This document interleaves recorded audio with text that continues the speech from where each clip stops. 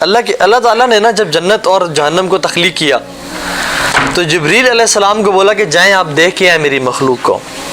تو جبریل گئے اور جب جنت دیکھی اور جہنم دیکھی تو اللہ تعالیٰ کو کہا کہ یا رب جس کو بھی تیری اس مخلوق کا پتہ چل گیا نا جنت کا وہ اس میں لازمی داخل ہوگا، اتنی اٹریکٹیو ہے، اتنی کمال ہے.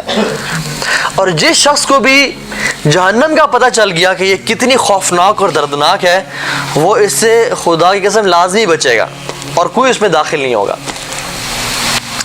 تو اللہ سبحانہ و تعالیٰ نے کہا کہ جائیں اب دیکھ کے آئیں. تو اللہ سبحانہ و تعالیٰ نے جنت کو کچھ چیزوں سے گھیر دیا اور جہنم کو کچھ چیزوں سے گھیر دیا. جہنم کو جن چیزوں سے گھیرا وہ اس دنیا کی ٹیمپٹیشنز اور ڈیزائرز تھیں، عورت، نشہ، میوزک، حرام مال، جھوٹ سے کمانا، ایزی منی، جو بھی دل میں آ رہا ہے خواہش کو پوری کر دینا، اس کو جہنم سے گھیر دیا. اس کو کورنگ دے دی جو کہ بڑی اٹریکٹیو اور گلیمرس لگتی ہے. اور جنت کو کس چیز سے گھیرا؟ مشکلات، صبر، ڈیڈیکیشن، پرسیویرنس، ان چیزوں سے گھیر دیا. تو جب جبریل دیکھ کے آئے نا اور کہا کہ یا رب اب تیرے خالص بندے ہی جنت میں داخل ہو پائیں گے اور جو تیرے کمزور بندے ہیں نا جو کہ پھسل جائیں گے، شیطان کے وسوسے میں آ جائیں گے، وہ پھسل جائیں گے. یہ حدیث کا مفہوم بتایا میں نے آپ کو. تو جنت کی جو آؤٹر کورنگ ہے نا وہ ریپیلرز ہیں جن کو دیکھ کے انسان فجر پہ اٹھنا، کمبل اٹھانا اور وضو ٹھنڈے پانی سے وضو کرنا، عورت گزری اس سے دیکھ کے آنکھیں نیچے کرنا، کوئی بندہ بلا رہا ہے کہ یار جھوٹ بول کے ایک پیسہ کما لو لیکن اس کو نہ کر دینا، یہ مشکل چیزیں ہیں.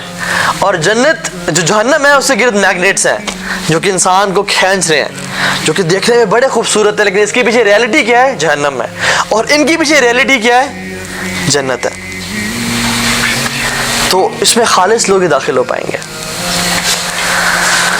آپ کو پتہ ہے گناہوں سے بچنا دیکھنے میں تو بڑا مشکل لگتا ہے لیکن جو شخص گناہوں سے بچنے کی لذت محسوس کر لینا اس کو بھی بڑا مزہ آتا ہے. اور شروع میں مشکل بڑا ہوتا ہے. سلف میں سے ایک نے کہا کہ میں نے اپنے نفس کو، میں نے اپنے آپ کو غالباً 30 سال تک گھسیٹا حتیٰ کہ وہ میرے تابع ہو گیا اور پھر میں جو اسے حکم دیتا وہ کرتا تھا. وہ کیا کہہ رہے تھے کہ میں نے 30 سال تک کوشش کر کے ڈیڈیکیشن کے ساتھ اٹھ کے تہجد پڑھی حتیٰ کہ وہ میرے تابع ہو گیا اور میں اٹھتا تھا تو وہ اٹھ جاتا تھا.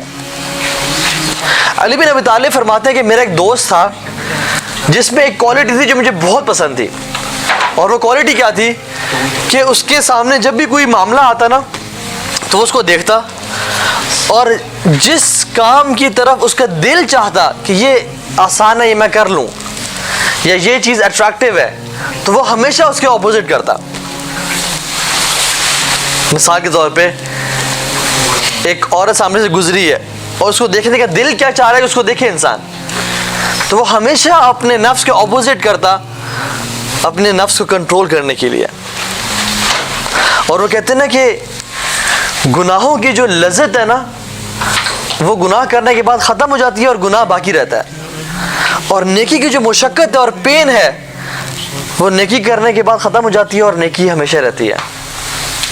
اور جس شخص کو پھر لذت آنے شروع ہو جانا عبادات میں اس کے لیے گناہوں سے نفرت ہونے دل میں شروع ہو جاتی ہے.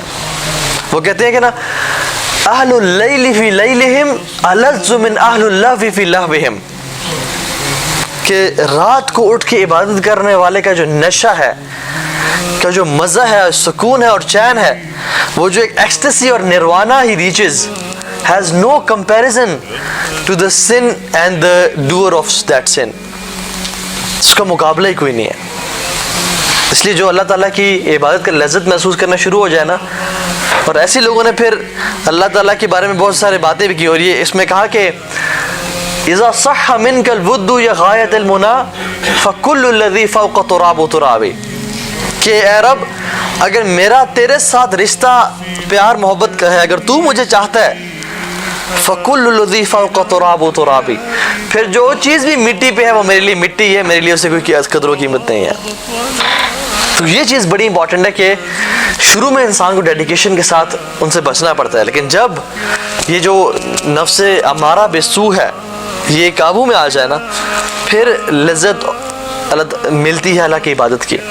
تو ہم بات کرتے سنس کی. رسول اللہ صلی اللہ علیہ وسلم نے اس کے بہت سارے ہمیں گناہوں کے برے اثرات بتائے. But before digging into it میں آپ کو موسیٰ علیہ السلام کا ایک واقعہ بتاتا ہوں. موسیٰ علیہ السلام نبی تھے، اپنی قوم کے بیچ میں تھے، بنی اسرائیل کے بیچ میں. قحط آ گیا اور قحط اتنا برا آیا کہ بارشیں ختم ہو گئیں، ویجیٹیشن بالکل نہیں ہو رہی تھی، اور لوگ اپنے اس علاقے کو چھوڑ کے ہجرت مجبور ہو گئے. بچے سفر کر رہے، بکریاں مر رہی، بہت مسائل شروع ہو گئے.